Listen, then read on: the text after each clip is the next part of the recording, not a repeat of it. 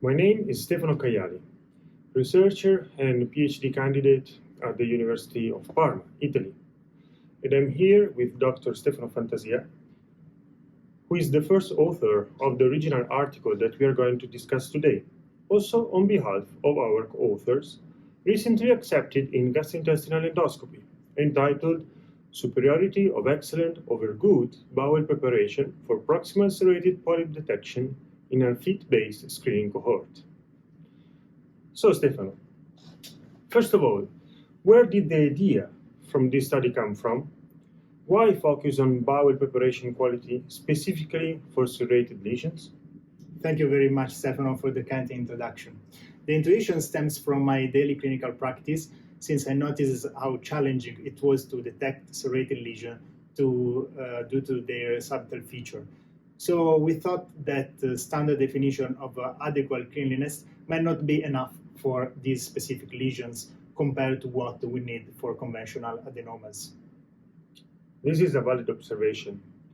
We know that serrated lesions are precursors of interval colorectal cancers, and we also know that current guidelines consider a Boston bowel preparation scale of 6 as adequate. Exactly.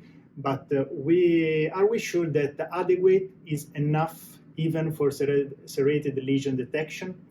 We wanted to verify if aiming for excellence, meaning a Boston bowel preparation scale of 8 or 9, makes a real difference compared to a standard good preparation of 6 or 7. To answer this, we conducted a retrospective study on a cohort of 1,069 patients within our regional screening program. Specifically, in line with our regional screening program, our cohort was FIT-based. This means these were all patients with a positive fecal immunochemical test, which makes our population very specific. Correct. We divided the patients into 2 groups.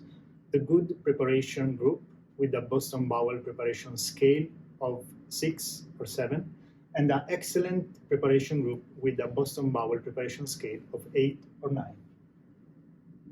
We then compared the endoscopist's serrated lesion detection in line with 2 validated key performance indicators: the proximal serrated polyps detection rate, PSDR, and sessile serrated lesions detection rate, SSLDR.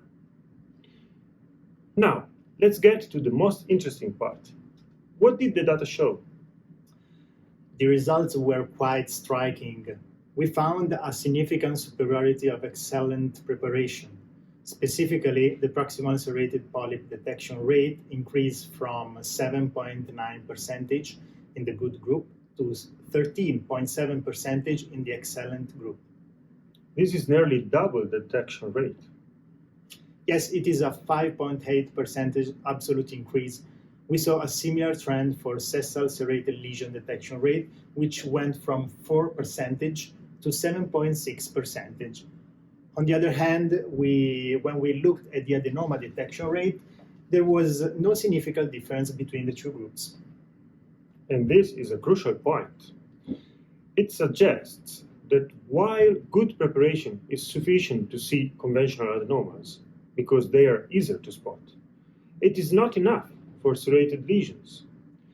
To see the subtle ones, you need an excellent clean colon. Absolutely. And we also found an interesting interaction with endoscopist expertise.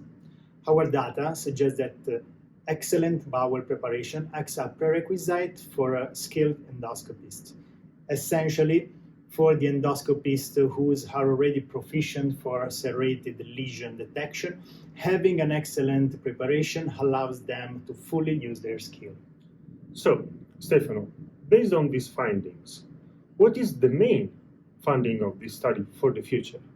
Our findings suggest that aiming for excellent cleansing, Boston bowel preparation scale 8 or 9, could be a critical strategy to maximize the detection of serrated pathway lesion. However, we must be objective about the limitations. Correct. This was a retrospective, single-center study. While the data are strong, we cannot be too definitive yet. Exactly. We believe this study opens the door to new evidence, but these findings absolutely need to be confirmed by future multicenter and prospective studies. Thank you very much, Stefano. And we invite you all to read the full article in Gastrointestinal Endoscopy. And we wish to thank once more our co-authors and Gastrointestinal Endoscopy for accepting this article for publication. Thank you. Thank you.